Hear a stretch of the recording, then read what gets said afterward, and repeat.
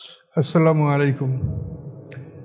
সম্মানিত সুধীমণ্ডলী, সূরা জুমারের 2 রুকু আমাদের রয়েছে। তৃতীয় রুকু থেকে আমরা 22 নম্বর আয়াত থেকে আমরা আলোচনা শুরু করতে যাব ইনশাআল্লাহ। আউযু বিল্লাহি মিনাশ শাইতানির রাজিম। আফামান শারাহাল্লাহু সাদরাহু লিল ইসলামি ফাহুয়া আলা নূরিম মির রাব্বিহি ফাওয়াইলুল লিল কাসিয়াতি কুলুবুহুম মিন যিকরিল্লাহ উলাইকা ফি দালালিম মুবিন। আল্লাহ বলেন, সে কি ওই ব্যক্তির সমান যার অন্তরকে আল্লাহ ইসলামের জন্য উন্মুক্ত করে দিয়েছেন এবং সে আল্লাহর পক্ষ থেকে যে নূর আল কোরআন, এই আল কোরআনের মধ্যে সে অবস্থান করছে, কোরআনের মধ্যে সে আছে, এই ব্যক্তির সাথে কি ওই ব্যক্তি সমান? কখনোই না। ফাওয়াইলুল লিল কাসিয়াতি কুলুবুহুম, অতএব ধ্বংস কঠিন অন্তর্বিশিষ্ট লোকদের জন্য মিন যিকরিল্লাহ, আল্লাহর কোরআন থেকে। কোরআনে যাদের অন্তরটা নরম হয় না তাদের জন্য আল্লাহ বলছেন যে তাদের জন্য ধ্বংস, যে আল্লাহর কোরআন শুনলে তাদের অন্তরটা নম্র হয় না। কোরআন তেলাওয়াত করলে অথবা শুনলে মানুষের অন্তরটা নম্র হবে, ঈমান বাড়বে, শরীর শিহরিয়ে উঠবে এবং আস্তে আস্তে তার অন্তরটা আল্লাহ জিকিরের দিকে ঝুঁকে যাবে। এটা কোরআনে বলা আছে। তাহলে এখানে এই শারাহ শব্দটা আল্লাহ বলছেন, আফামান শারাহাল্লাহু সাদরাহু লিল ইসলাম, ইসলামের জন্য আল্লাহ তাআলা যার অন্তর, যার বক্ষস্থলকে উন্মুক্ত করে দেন। তাহলে এই শারাহা কথাটা কোরআনে বেশ কয়েকবার আসছে। আলাম নাশে আসছে, তারপর অন্য জায়গায় আছে মা ইউরিদুল্লাহু আইয়াহদিয়াহু ইয়াশরাহ সাদরাহু লিল ইসলাম। এই সকল জায়গাতেই শারাহা শব্দের অর্থ আছে তার বক্ষস্থলকে উন্মুক্ত করে দেওয়া, ধারণ ক্ষমতা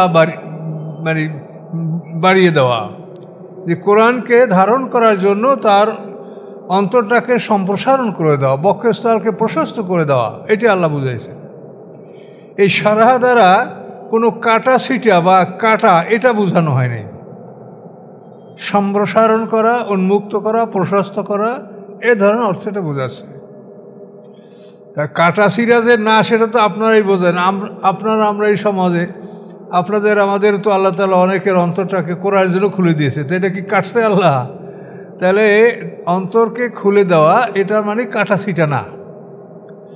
কিন্তু আল্লাহর রসুলের সিনা চাকের ব্যাপারে অসংখ্য হাদিস আছে, আমরাও সেগুলো পড়েছি, বলেছি মানুষের কাছে, কিন্তু গবেষণায় দেখা যায় যে এটা ঠিক না। কেন ঠিক না সেটা আপনারা নিজেরা বুঝতে পাবেন। আপনাদের অনেকের কাছেই রাহিকুল মাকতুম, রাসূলের জীবনীটা আছে না? রাসূলের জীবনী রাহিকুল মাকতুম আছে, সেইটার ৭৯ পৃষ্ঠায় আপনি দেখেন লেখা আছে, জিবরিল আমিন তাকে 5 বছর বয়সে, যখন তিনি হালিমায়ে সাদিয়ার বাড়িতে ছিলেন আল্লাহ রসুল, সেখানে বালকদের সাথে তিনি খেলাধুলা করতেছিলেন। এমন সময় 2 জন ফেরেশতা এসে তাকে চিৎ করে সয়ে বক্ষস্থল চিরে ফেললেন। চিরে ফেলে তার দিলটাকে বাইর করলেন এবং বললেন, তার থেকে একটা জিনিসকে পৃথক করলেন এবং বললেন, এটা ছিল তোমার মধ্যে শয়তানের অংশ। ঠিক এই ভাষাটা আপনি দেখবেন ৭৯ পৃষ্ঠায়, এইটা ছিল তোমার মধ্যে শয়তানের অংশ। তো এখন প্রশ্ন হলো যে মানুষের মধ্যে কি শয়তানের কোনো অংশ আছে? মানুষের মধ্যে যে ফুজুর এবং তাকওয়া, ফাআলহামাহা ফুজুরহা ওয়া তাকওয়াহা, আল্লাহ বলেন ওয়া নাফসু ওয়া মা সাওয়াহা, এর আগের আয়াত, যে কসম মানুষের, কসম আত্মার, অমান সাওয়াহা, এবং কসম তার যে আত্মাকে যথাযথভাবে সৃষ্টি করেছেন। সাওয়াহা মানে যথাযথ নিয়মে, যেখানে হাত দরকার সেখানে হাত যতখানি লম্বা ততখানি প্রয়োজন, ততখানি লম্বা, চক্ষু কোন জায়গায় স্থাপন করতে হবে, নাক কোন জায়গায় স্থাপন করতে হবে, জিহ্বা বা কান কোনখানে কোনটা স্থাপন করতে হবে, শরীরের সমস্ত অঙ্গ প্রত্যঙ্গগুলি ইনি যথাযথভাবে সৃষ্টি করেছেন। আর নাফসুম ওয়া মা সাওয়াহা, এটার আল্লাহ কসম করছেন। এই মানুষটাকে এভাবে ঠিকঠাক করে সৃষ্টি করার পরে আলহামাহা ফুজুরহা ওয়া তাকওয়া, ঢেলে দিয়েছেন, তার মধ্যে সংযুক্ত করছেন তার মধ্যে ফুজুর এবং তাকওয়া, অর্থাৎ নফসে আম্মারা আর নফসে মুতমাইন্না। এটা আল্লাহ করেছেন। মানুষ তো দূরের কথা, একটা পিঁপড়া সৃষ্টি করার ব্যাপারেও আল্লাহ ছাড়া কারো অংশীদারিত্ব নাই। এখন ওই হাদিসে বলা হয়েছে যে জিবরিল আমিন তার দিলটাকে বাইর করে তার থেকে একটা জিনিস পৃথক করে বললেন, এইটা ছিল তোমার মধ্যে শয়তানের অংশ। তো মানুষের মধ্যে শয়তানের অংশ আছে, এই আকীদা রাখা সম্পূর্ণ শিরক। তার কারণে এই সৃষ্টির ভালো মন্দ, ফুজুর এবং তাকওয়া, এই দুটোই আল্লাহ নিজে তিনি স্থাপন করেন প্রত্যেকটা মানুষের মধ্যে। এটা সূরা রোমের মধ্যে দেখতে পারেন, সেখানে আল্লাহ বলছেন ফিতরাত আল্লাহ আল্লাতী ফাতারান নাস আলাইহা লা তাবদীলা লিখালকিল্লাহ, যে সৃষ্টিগত নিয়ম। ফিতরাত মানে নেচার, প্রকৃতি, আল্লাহর সাধারণ নিয়ম। ফাতারান নাস আলাইহা, যে নিয়মের উপরে তিনি মানুষকে সৃষ্টি করেছেন। লা তাবদীলা লিখালকিল্লাহ, তার এই সৃষ্টির পরিবর্তনকারী কেউ নাই, এটা কেউ পাল্টাতে পারবে না। তার যে খালক সৃষ্টি, এই সৃষ্টিটা আল্লাহর, এটাকে কেউ পরিবর্তন করতে পারবে না। তাহলে স্পষ্ট কোরআন এটা বলছে যে প্রত্যেকটা প্রাণীর সৃষ্টির সম্পূর্ণ বিষয়টা এটা আল্লাহর। এই সৃষ্টির মধ্যে আল্লাহ ছাড়া কারো কোনো অংশীদারিত্ব নাই। এই ধরনের অনেক হাদিস আছে, যেটা এই সিনা চাকের ব্যাপারে আমরা এগুলো পড়েছি, যে বাচ্চা ভূমিষ্ঠ হইলে শয়তান আইসে তাকে একটা ইংরেশন করে নফসে আম্মারার, আর ফেরেশতারা আইসিয়া তাকে একটা ইংরেশন করে নফসে মুতমাইন্নার। এ ধরনের হাদিসও আছে, কিন্তু একথাও ঠিক নয়। তার কারণ সৃষ্টির সম্পূর্ণ বিষয়টাই এটা আল্লাহর একারই, এই সৃষ্টির মধ্যে কারো কোনো অংশীদারিত্ব নাই। তিনি একদম স্পষ্ট ঘোষণা করেছেন আল্লাহ আল্লাহুল খালক আল আমর, তোমরা সাবধান, সৃষ্টি তার, আদেশ তার। কাজে এই সৃষ্টির মধ্যে কারো কোনো অংশীদারিত্ব নাই, অথচ এই হাদিসগুলো এরকম বলা আছে। এখন এগুলো গবেষণা না করে তো বের হয় না, যে হাদিসগুলো জাল, এই হাদিসগুলো রিসার্চ করলে দেখবেন যে এটার রেজাল্ট হলো মানুষকে শিরকের দিকে নিয়ে যাওয়া। আপনি স্পষ্ট ভাবেন, কোনো মানুষ যদি এই বিশ্বাস রাখে যে সৃষ্টির মধ্যে আল্লাহ ছাড়া কারো কোনো অংশীদারিত্ব আছে, এটা স্পষ্ট শিরক, কোনো সন্দেহ আছে? কিন্তু এটা আমাদের মুহাদ্দিসরা আমাদেরকে পড়াইছে, সব আলেমরা পড়ে। আমরা বললে তারা চিন্তা করে না, ফতুয়া দেয়, অমুকে হাদিস মানে না। ফতুয়া দেনেওয়ালা যে আলেমরা রেডি থাকেন, আল্লাহর কাছে হাজির হবেন, এতে কোনো সন্দেহ নাই। দুনিয়ায় ফতুয়াবাজি করতেছেন কেন, যেমন পাবলিক তেমন আলেম, কাজে এই কথা ওরা শোনে ওইরকম মানুষে। কিন্তু কোনো জ্ঞানীরা আমাদের কথা প্রত্যাখ্যান করে না ইনশাল্লাহ। আর করবেন কেন? আপনারও তো জ্ঞান আছে, এটা আমি বানাই বললে হবে? জ্ঞান তো আপনারও আছে। কোনো সৃষ্টির মধ্যে আল্লাহ ছাড়া কারো কোনো অংশীদারিত্ব নাই। শয়তান কিছুই সৃষ্টি করতে পারে না, শুধু ওয়াসওয়াসা দিতে পারে, জোর করতেও পারে না, আপনাকে জোর করে নিয়ে যাবে এমন ক্ষমতাও নাই। শুধু ইল্লান দাওয়াতুকুম ফাসতাজাবতুম লি, শয়তানের বিবরণ, যেটা বিচার সমাপ্তির পরে শয়তানের জন্য, মানে বিচার যখন সমাপ্তি হয়ে যাবে, তো সর্বশেষ আল্লাহ তাআলা শয়তানকে বলবেন যে তুই আমার জান্নাত জাহান্নামগুলো চক্কর দিয়ে দেখতো, কোনো জায়গায় কোনো ফাঁকা আছে নাকি, সমস্ত বাড়িগুলো পরিপূর্ণ হয়েছে কি না। তো ও শয়তান দেখবে, দেখে বলবে যে জাহান্নামের সবচাইতে কঠিন জায়গা শাস্তি যেটা, এই জায়গাটা ফাঁকা। তা আল্লাহ বলবেন ওই তো তোমার জায়গা, ওখানে ঢোকো। ওখানে আল্লাহর হুকুমে ইবলিস ঢুকতে বাধ্য হবে। সে ঢোকার পরে আল্লাহ তাআলা ফেরেশতাদেরকে আদেশ দিবেন, জাহান্নামের যে ঢাকনাটা, ওটার যেটা মানে দরজা, এটা বন্ধ করে দেওয়া হবে। এই জাহান্নামের দরজা বন্ধ করে দিয়ে আল্লাহ জাহান্নামকে জিজ্ঞাসা করবেন, ইয়ামা নাকুলু লি জাহান্নামা হালেম তালাতে। আল্লাহ বলেন, আমি সেদিন জাহান্নামকে জিজ্ঞাসা করব, তোমার কি পেট ভরেছে? তোমার পেট ভরেছে? তো জাহান্নাম উত্তর দিবে, অতাকুলু হালবেম মজিদ। সে বলবে আরও আছে কি? তাহলে মনে হয় যে তার পেট ভরে নেই, তার তো নাই, সব দেওয়া হয়ে গেছে। তখন আল্লাহ তাআলা তার কুদরতি বাম পাখানা দোজখ রূপে চেপে ধরবেন। তখন জাহান্নাম কাত কাত করে 3টে ডাক দিবে আর বলবে যে আমি ফেটে যাচ্ছি, আমাকে আপনি ছেড়ে দেন।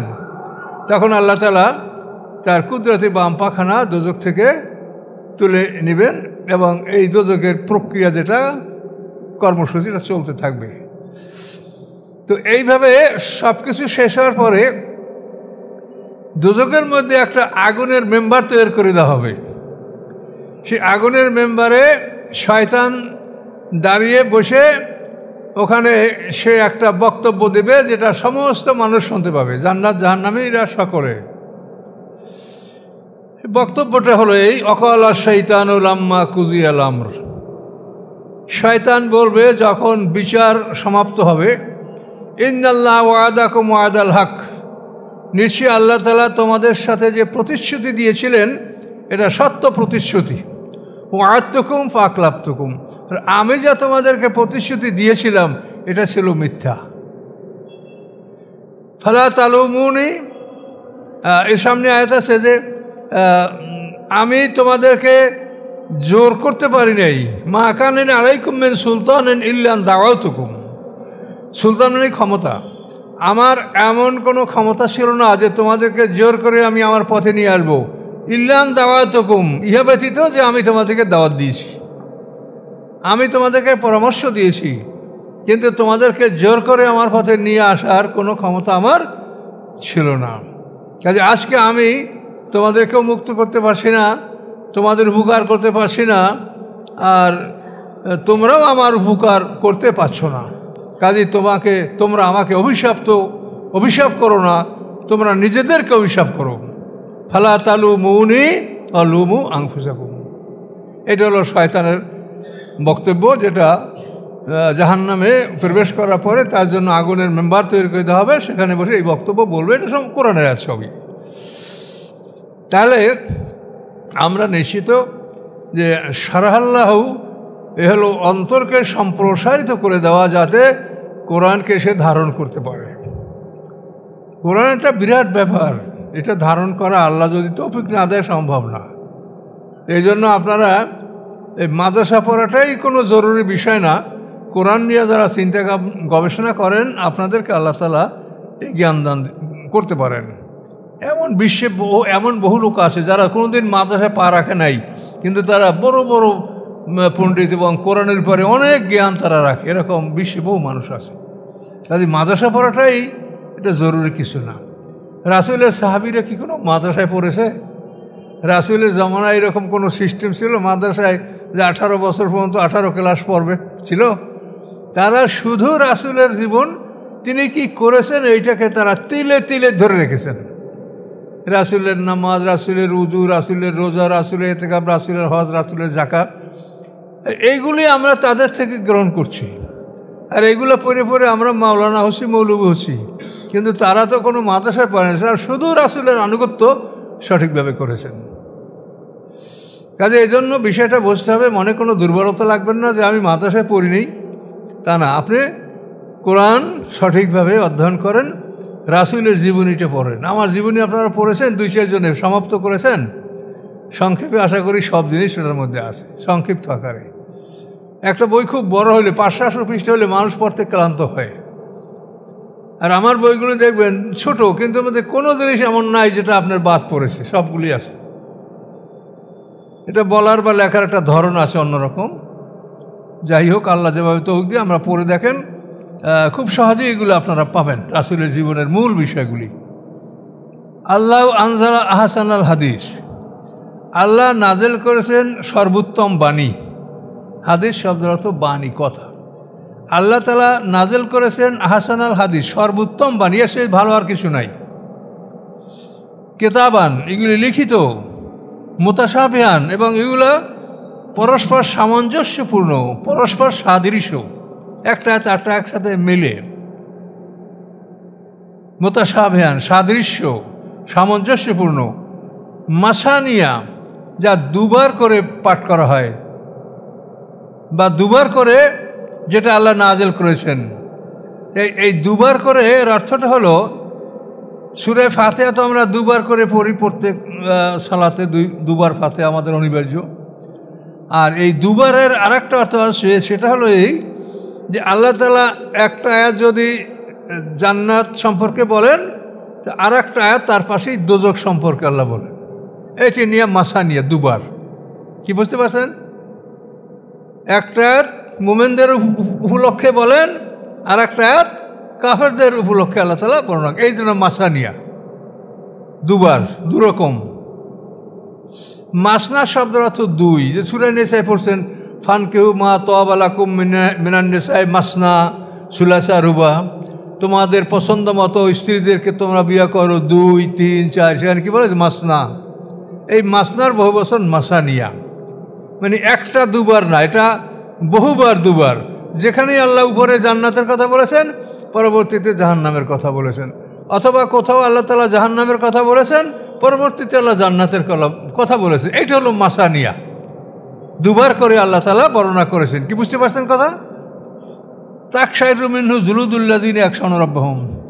তাকশাইরু মানে শ্রিঙ্ক, মানে শিহরিয়ে ওঠে, শিহরিয়ে ওঠে তাদের চামড়াগুলি। আল্লাযিনা, কাদের? আল্লাযিনা ইয়াখশাউনা রাব্বাহুম, যারা তাদের রবকে ভয় করে। এই কোরআন আয়াত শুনলে তাদের চামড়া শিহরিয়ে ওঠে। উঠে তারপর কি হয়? সুম্মা তালিনু জুলুদুহুম, এরপর তাদের চামড়াগুলি আস্তে আস্তে নরম হয়ে যায়। শিহরিয়ে ওঠে, সেটা কঠিন অবস্থা ধারণ করে না, আস্তে আস্তে সে নরম হয়ে যায়। কুলুবুহুম লা যিকরিল্লাহ, এবং তাদের অন্তরগুলি আল্লাহর স্মরণে ধাবিত হয়, আল্লাহর স্মরণ অভিমুখী হয়। এভাবে তার অন্তরটা চামড়া শিহরে ওঠে, তারপর সে নরম হয়, তারপর অন্তরটা আল্লাহর স্মরণের দিকে অগ্রসর হয়। এই অবস্থা যাদের হবে, যালিকা হুদাল্লাহ, এটা হচ্ছে আল্লাহর পক্ষ থেকে হেদায়েত। কোরআন শুনলে, কোরআন তেলাওয়াত করে এই অবস্থাটা যদি আপনার সৃষ্টি হয়, যে শোনা মাত্রই আপনার শরীরটা শিহরিয়ে উঠল, তারপর নরম হলো, তারপর আপনার অন্তরটা আল্লাহ অভিমুখী হলো, আল্লাহর স্মরণ অভিমুখী হলো, এটা যদি হয়, তা আল্লাহ বলছেন যালিকা হুদাল্লাহ, এটা আল্লাহর পক্ষ থেকে পথ প্রদর্শন। ইয়াদি বিমা ইয়াশা, আল্লাহ তাআলা যাকে ইচ্ছা করেন তাকে এইভাবে পথ দেখান। অমায়ুদ্দিল্লাহু ফামালাহু মিন হাদ, এবং যাকে আল্লাহ বিপদগামী করেন আপনি তার জন্য কোনো পথ প্রদর্শক পাবেন না। এখন আল্লাহর এই স্মরণের মধ্যে কোরআন, জিকির, তাসবিহ সবই এটার মধ্যে আসতেছে। সাহাবায়ে কেরামরা বলেন যে জিকির করে করে যারা বেহুশ হয়ে পড়ে, ওদের সাথে শয়তান। কেন? শয়তান ওকে যদি বেহুশ করতে পারে, তাহলে আর কিছু শুনবেও না, বুঝবেও না। শুনতে হলে তো আপনাকে হুঁশে থাকতে হবে, মানে আপনার পুরো দেহটা সচেতন থাকতে হবে, তবে শুনতে পারবেন, হেদায়েত শুনবেন, বুঝবেন। কিন্তু যে হাই হুল্লোড় করে, চিৎকার করে একেবারে চিত হয়ে পড়ে গেছে, সাহাবায়ে কেরাম বলে এগুলি শয়তানের লক্ষণ। শয়তান তাকে এভাবে অচেতন করে ফেলেছে, যার ফলে সে কোরআন বুঝবেও না, শুনতেও পাবে না, এবং হেদায়েতও পাবে না। কাজেই দেখেন না, জিকির মাঝে মাঝে আপনার তো ইউটিউবে বা বিভিন্ন আপনি মোবাইলের পর্দায় আপনারা তো দেখতে পাচ্ছেন যে কত ধরনের জিকির আছে। এবং এই জিকিরের পিছনে আবার মানুষ আছে, মনে হয় যে শীতকালে ঠান্ডা, তো ওখানে যে একটু শরীর গরম করিয়ে আসি, এটা হলো সেই জিকির। তো যাই হোক, আমরা সবাই আল্লাহর কাছে যাব। আল্লাহ দেখেন এমন কোনো কথা বাকি রাখেন এই কোরআনে। আপনি কীভাবে জিকির করবেন, জিকিরের অবস্থাটা কী হবে, এটা আল্লাহ বলছেন। কোনোভাবেই উচ্চস্বরে জিকির করা আল্লাহর অনুমতি দেননি। কোরআনে কয়েক জায়গাতেই বলা আছে। সাহাবীরা জিজ্ঞাসা করে আল্লাহ কোথায়, কাছে না দূরে? যদি কাছে হয়তো আস্তে ডাকবো, দূরে হলে জোরে ডাকবো। পরিষ্কার করেন আল্লাহ বলছেন, ওই যে আলাকা ইবাদি আর নেই। যখন আপনার কাছে আমার বান্দারা আমার সম্পর্কে প্রশ্ন পড়ে, আপনি বলে দেন ফাইন্নি করিব, নিশ্চয়ই আমি নিকটে আছি। উজিব দাওয়াতার দায়, আমি আহ্বানকারীর আহ্বানে সাড়া দেই, ইদা দানি, যখন সে আমাকে ডাকে। অতএব ফালিয়াস্তাজিবুলি, তারাও যেন আমার ডাকে সাড়া দেয়। আর আমি তাদের ডাকে সাড়া দেই, কিন্তু তারাও যেন আমার ডাকে সাড়া দেয়। তা আল্লাহ কাছে, এটা আল্লাহ বলে দিলেন। তারপরে এই সূরা আরাফে বলেছেন যে দুনাল জাহারে মিনাল কাউল বিল গুদবি আসল, যে তোমরা স্বাভাবিকভাবে যে প্রকাশ্যে যে তোমরা একে অপরের সাথে বাক্য বিনিময় করো, এটা হলো জাহেরি কথা। এর চাইতে নিম্ন স্বরে তোমরা আল্লাহকে স্মরণ করবে। নামাজও এর চাইতে নিম্ন স্বরে তোমরা কেরাত পাঠ করবে। আপনি নামাজ যদি একটা মাইকে কেরাত লাগাই দেন, আপনি নামাজ পড়ছেন, এটা বাইরের লোকও কেরাত শুনতে পাচ্ছে, তাহলে এটা আপনি কি করলেন? মানুষকে গুনার মধ্যে লিপ্ত করলেন। তার কারণ কোরআন শুনলে তো কান লাগাইয়া শুনতে হবে, চুপ করতে হবে, এটা ফরজ, ওয়াজিব। তাহলে আপনি অযথা একটা মানুষের অজেব চাপাই দেবেন কেন? কাজে এই জন্য যতটুকু আওয়াজ প্রয়োজন ততটুকু আওয়াজ করেন। আমরা দেখছি এই রেল স্টেশনের পাশে কোন মসজিদ আল্লাহ জানে, তাদের মিলাদের ধাক্কা পুরো রেল স্টেশনে বসে শোনা যায় ব্যাপকভাবে, খুব বিরাট মিলাদ পড়ছে। এগুলা এই আলেমদের আল্লাহ তাআলা বিচার করবেন। এদের বিরুদ্ধে আপনি বল দেবেন, কিচ্ছু বুঝবে না, আপনার বিরুদ্ধে ফতুয়া দেবে যে উনি অমুক মানে না, তমুক মানে, এই উনি মিলাদ কিয়াম মানে, দিয়ে দেবে একটা বাস। আর আমলোক মনে করে উনি এইটা মানে না, তাহলে ওনার কথা শোনা যাবে না। তো যাই হোক, আপনারা কোরআন থেকে যে কথাটা শুনছেন এইটা বুঝে নেন যে আল্লাহ তাআলা সবসময়ই নিম্ন স্বরে সূরা লোকমানে বলেছেন, আকসিদ ফি মাশিয়াকা ওয়াগদুদ মিন সাওতিকা ইন্না আনকারাল আসওয়াতিলা সাওতুল হামির। তুমি চলার ক্ষেত্রে মধ্যম পন্থায় চলাফেরা করো, লম্ফ ঝম্প দিয়ে চলিও না।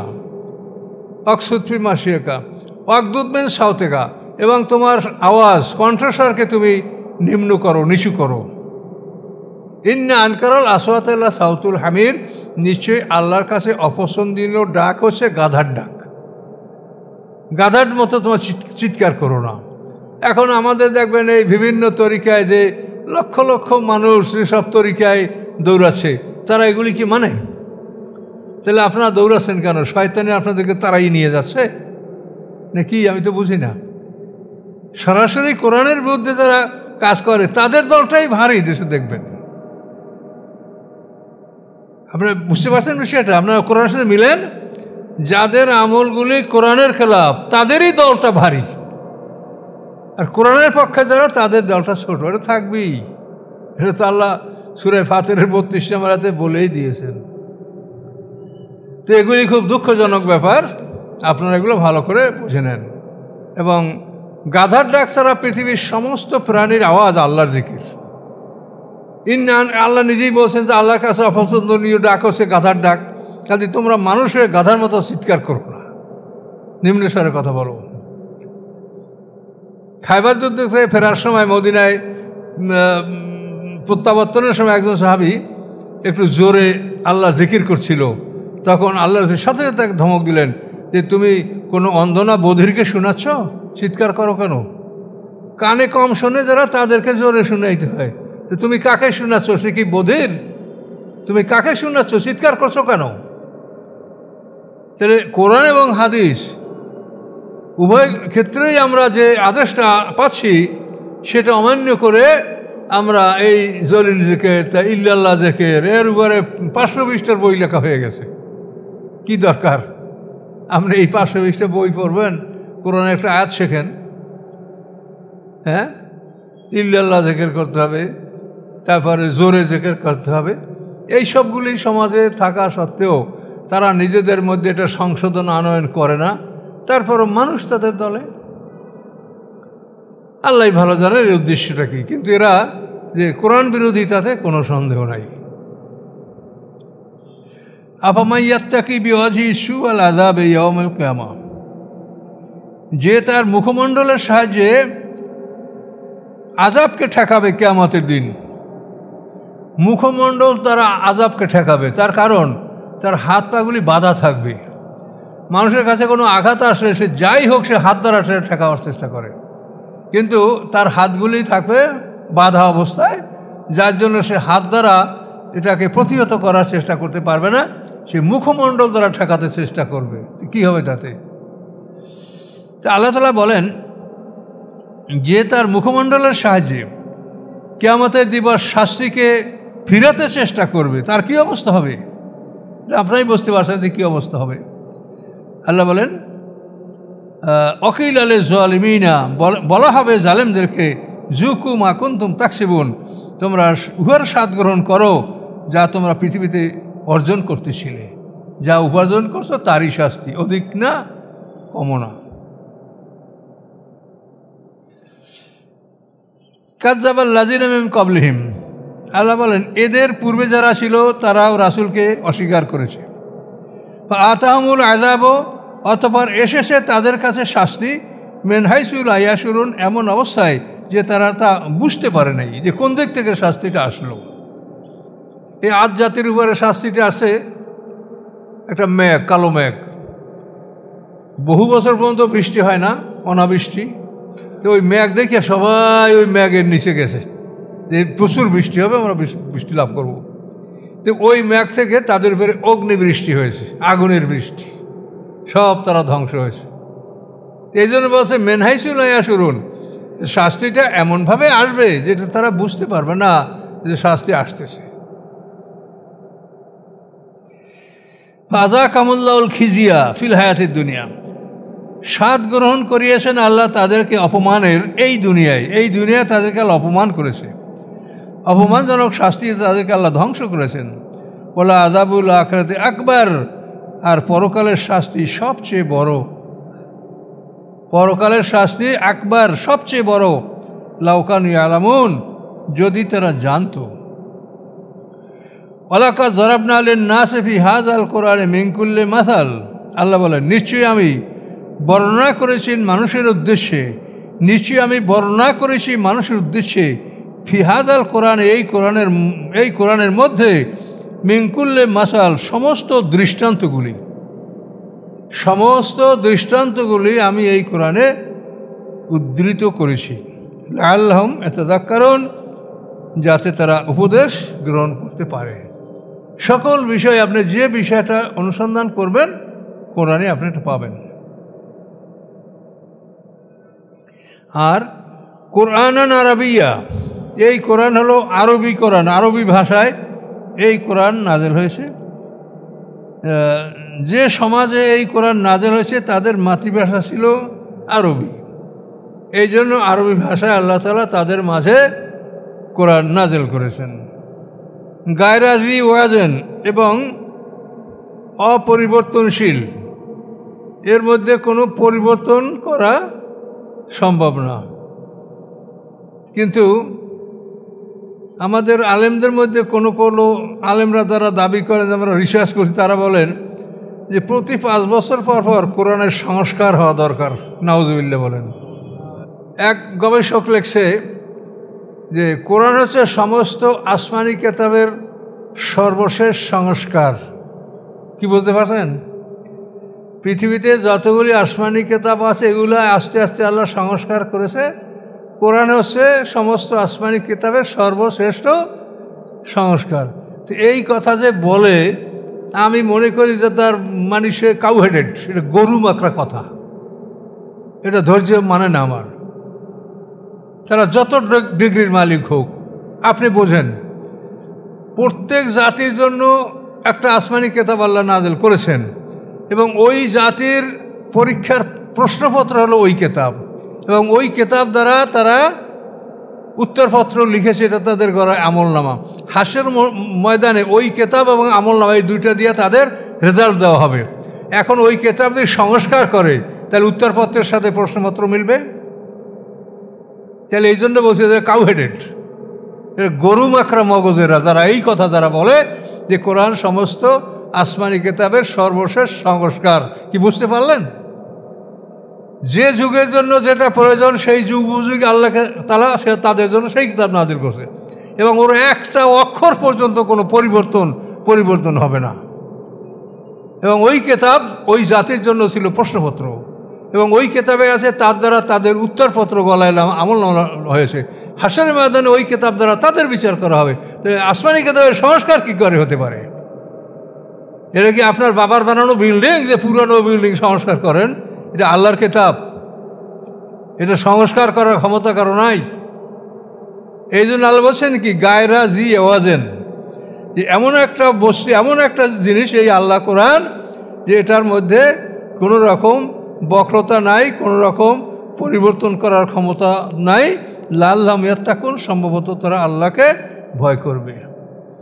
তো এই জন্য আপনারা বিভিন্ন লেখকের পড়া, কোন আলেমদের লেখা পড়বেন, কার বই পড়বেন, এগুলো চিন্তা ভাবনা করতে হবে। দুনিয়া একটা কাগজপত্র সঠিকভাবে না দেখে যদি জমি কেনেন তাহলে আপনি দেখবেন যে আপনি ফেল।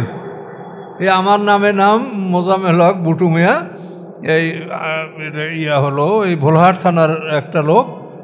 সে এই রাজশাহী শহরে 45 লক্ষ টাকা দিয়ে একটা বাড়ি কিনেছিল, কিন্তু দেখা গেছে যে বাড়িটা এর আগেই বিক্রি হওয়া অন্য নামে। সেই লোকটা শেষ পর্যন্ত হার্টফেল করে মারা গেছে।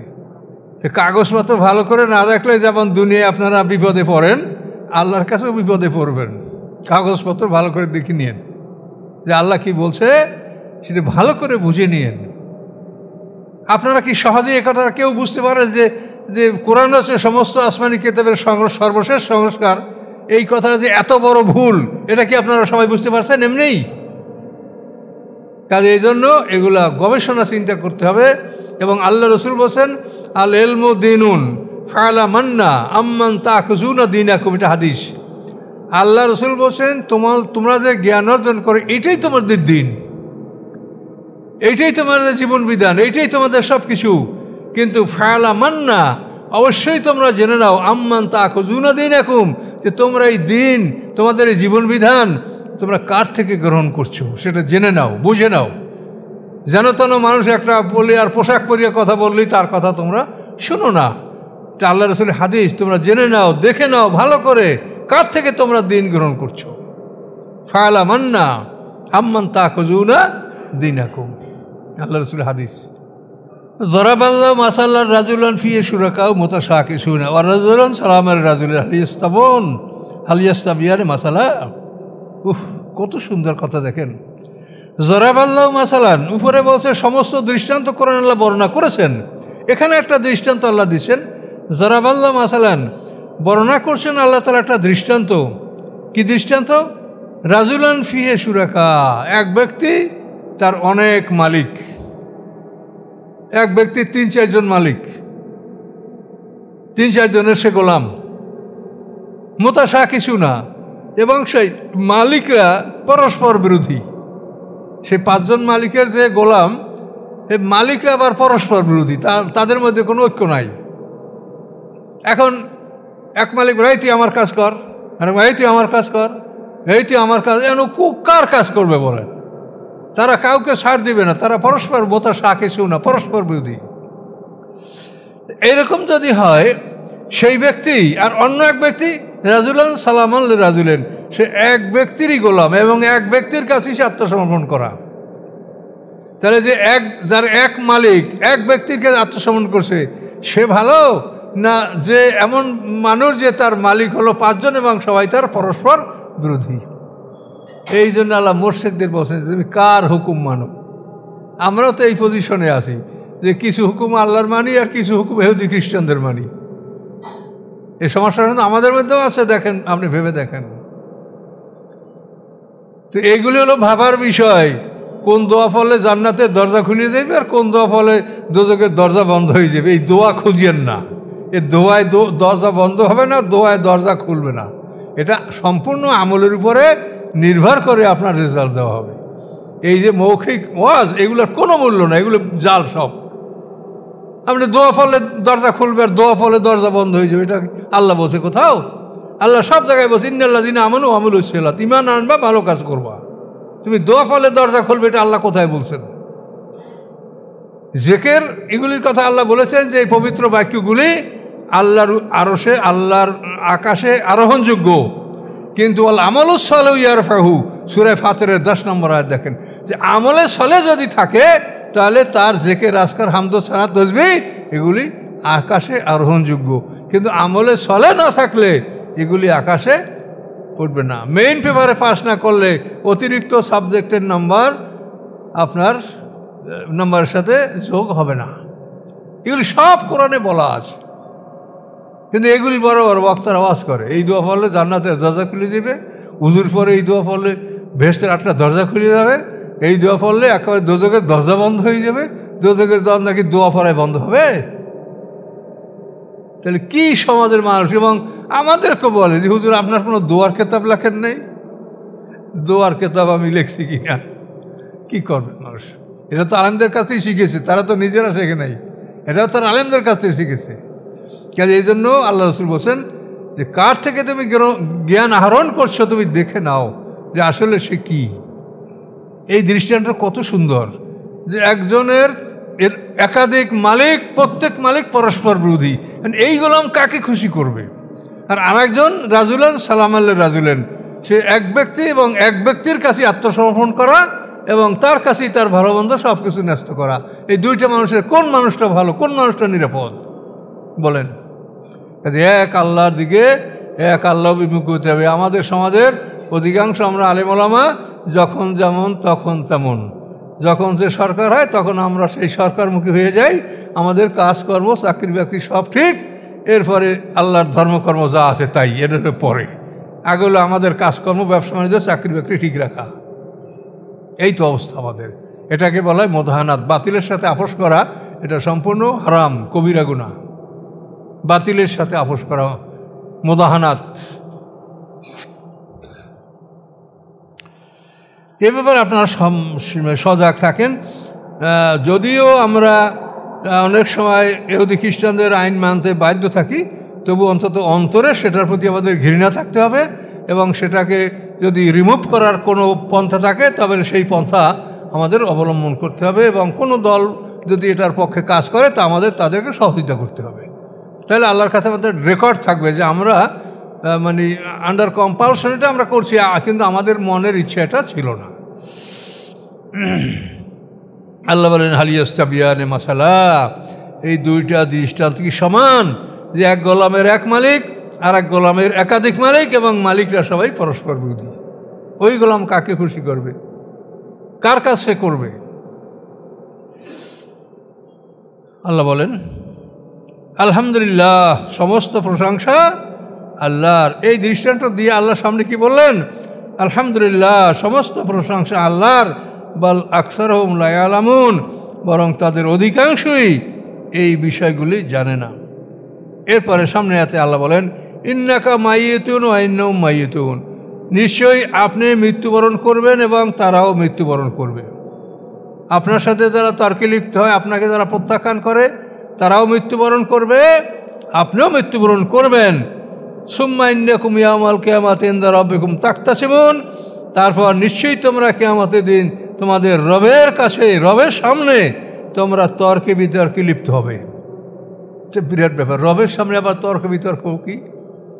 সাহাবায়ে কেরাম বলেন যে এটা আমরা বুঝতে পারছিলাম না যে রবের সামনে আমরা কি নিয়ে তর্ক বিতর্ক করব, কিন্তু পরবর্তীতে আমরা এটা বুঝতে পেরেছি যে আল্লাহ তাআলা আমাদেরকে এই সুযোগটা দিবেন তর্ক বিতর্কের, যে তোমরা ওসমান রাদিয়াল্লাহুকে কেন হত্যা করেছো, তোমরা হযরত আলীর বিরুদ্ধে কেন যুদ্ধ করেছো, তোমরা নিজেরা মারামারি করে ৭০,০০০ মানুষের প্রাণ নষ্ট করেছো।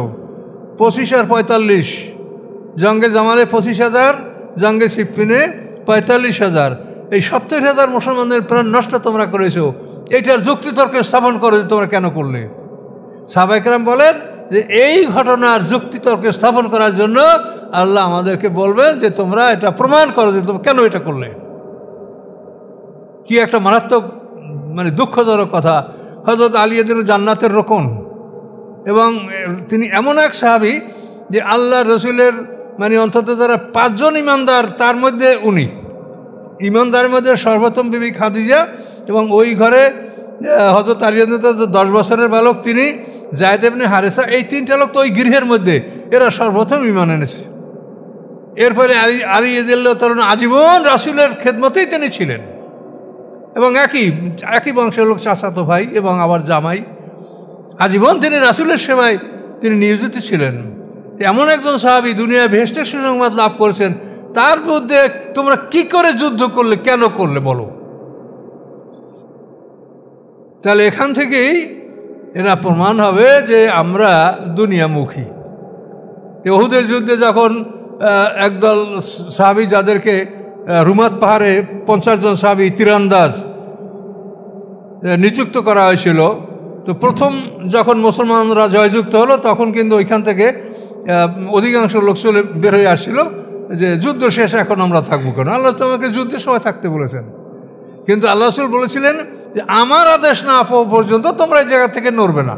তোমরা যাই দেখো, যদি দেখো আমাদেরকে পাখিরা ছিঁড়ে ছিঁড়ে খাচ্ছে, তোমরা নড়বে না আমি না বলা পর্যন্ত। কিন্তু তারা সেখান থেকে হটে গেল। 50 জনের 38 জনই বের হয়ে আসলো, 12 জন মাত্র ছিল। খালিদ ইবনে ওলীদ তখন ইসলাম গ্রহণ করেন নাই। তার আক্রমণে সেই 12 জনকে সব শেষ করে তিনি ওই পথে পিছন দিকে ঘুরে আল্লাহ রসুলের অবস্থান সেইখানে দিয়া, যেখানে আল্লাহ রসুল উহুদ ময়দানে যেখানে আল্লাহ রসুলের ঘাঁটি ছিল, সেই জায়গাটায় খালিদ ইবনে ওলীদ পৌঁছে গেল, এবং সেখানে মারাত্মক একটা যুদ্ধে আল্লাহ রসুলের দান শহীদ হলো। তারপরে এই ঘাড়ের উপরে তলোয়ারের আঘাত, এই সব কিছু কিন্তু এটা ঘটছে আল্লাহ রসুল আদেশ অমান্য করার জন্য। তো এইখানে আল্লাহ কোরআনে আয়াত নাযিল করেছেন মিনকুম মায়ুরুদুদ দুনিয়া অমিনকুম মায়ুরুদুল আখেরা, তোমাদের কতক দুনিয়া কামনা করে এবং কতক আখেরাত কামনা করে। তো আব্দুল্লাহ ইবনে মাসউদ রাদিয়াল্লাহু তাআলা আনহু বলেন, এই আয়াত নাযিল হওয়ার পূর্বে আমি কোশ্চেনকালেও ভাবি নাই যে সাহাবায়ে কেরামদের মধ্যে দুনিয়া কামনাকারী কেউ আছে। কিন্তু এই আয়াত নাযিল হওয়ার পরে আমার কাছে স্পষ্ট হয়ে গেছে, আল্লাহ বলেছেন মিনকুম মায়ুরুদুদ দুনিয়া, তোমাদের কতক দুনিয়া কামনা করে এবং কতক পরকাল কামনা করে, এই আয়াত। তাহলে এখন দেখেন এই দুনিয়ার জন্যই কেন এটা হয়েছে। হযরত আলী রাদিয়াল্লাহু তাআলার কোনো ত্রুটি ছিল না, কিন্তু আলী রাদিয়াল্লাহু আপন ভাই আকিল ইবনে আবি তালেব আলী রাদিয়াল্লাহুর কাছে বলছে যে আমাকে 1 লাখ টাকা আপনি ধার দেন। আলী রাদিয়াল্লাহু বলছে আমি তোমাকে দিতে পারবো না, তুমি ওই রাস্তায় ডাকাতি করো, মানুষের ঘরে তালা ভাঙিয়ে আমি রাজকোষ থেকে, তুমি আমার ভাই, আমি তোমাকে দিব না। তখন এই আকিল ইবনে আবি তালেব সে মাবিয়ার কাছে যাইয়া যখন চাইছে সাথে সাথে দিয়ে দিছে। এইভাবেই মাবিয়া তার সমস্ত ধন সম্পদ দিয়ে মানুষকে রাজি করেছে, খুশি করেছে, দল ভারী করেছে। কিন্তু আলী রাদিয়াল্লাহু তাআলা আনহু রাজকোষের 1টা টাকা অন্যভাবে তিনি কাউকে দেন নেই। এইটা ছিল তার পরাজয়ের কারণ। এগুলার ইতিহাস পড়ে দেখেন। তাহলে এই জন্য পৃথিবীটা কি অবস্থায় চলছে, আমরা আলেম ওলামা ওই একই অবস্থা, অর্থ সম্পদের জন্য আমরা যা করা তাই করছি। তাহলে আজকে পৃথিবীর অবস্থা কি এই হয়? আমাদের এই শহরের বড় বড় আলেমদের কথা একটু ভাবেন তো, একটু মাথা নত করে ভাবেন এই শহরের বড় বড় আলেমদের অবস্থাটা কী ছিল। তাহলে এরাই তো আপনাদের ইমাম, এরাই নামাজ পড়ে, আর নামাজ হয় না নয় আল্লাহ জানে, আমি কিছু বলবো না।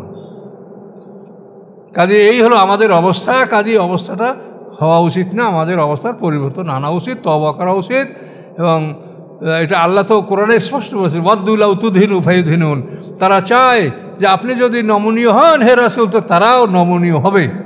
কিন্তু আল্লাহ বলছেন না, ফাস্তাকিম কামা উমিরতা, আপনি ওইভাবে স্থির থাকেন যেভাবে আপনাকে আদেশ দেওয়া হয়েছে। এবং আল্লাহ রাসূল বলেন এই আয়াত নাযিল হওয়ার পরে আমি এত চিন্তাগ্রস্ত হয়েছি যে এই আয়াত নাযিল পরে আমার দাড়ি চুল পাকতে শুরু করেছে। কথাটা কি? ফাস্তাকিম কামা উমিরতা ওমান তাবা মাক, আপনাকে যেভাবে আদেশ দেওয়া হয়েছে ওইভাবে আপনি সোজা থাকেন এবং আপনার যারা অনুকরণ করে তারাও থাকবে। এই কঠিন আদেশ কোরআনের। কাজে আমরা কি করে বাতিলের সাথে আপোষ করছি এবং আপোষ করে কি লাভ হয়েছে? যারা বাতিলের সাথে আপোষ করে নাই তারা কি সব মরে গেছে? তারা কি না খাইয়ে থাকছে? হয়তো আপনি একটা 5 তলা দালান করছেন, ওনারা করতে পারেন না, এই ব্যবধান হইতে পারে। কিন্তু আপনার দালান দ্বারা কী হবে? আপনি কি দালান নিয়ে কবরে যাবেন? ওই দালান আপনার পরকালে কোনো উপকার করবে? এই জন্য বাতিলের সাথে আপোষ করা, এটা করার কারণেই কিন্তু আমাদের মধ্যে আমাদের শক্তিটা ধ্বংস হয়ে গেছে, আমাদের শক্তিটা নাই।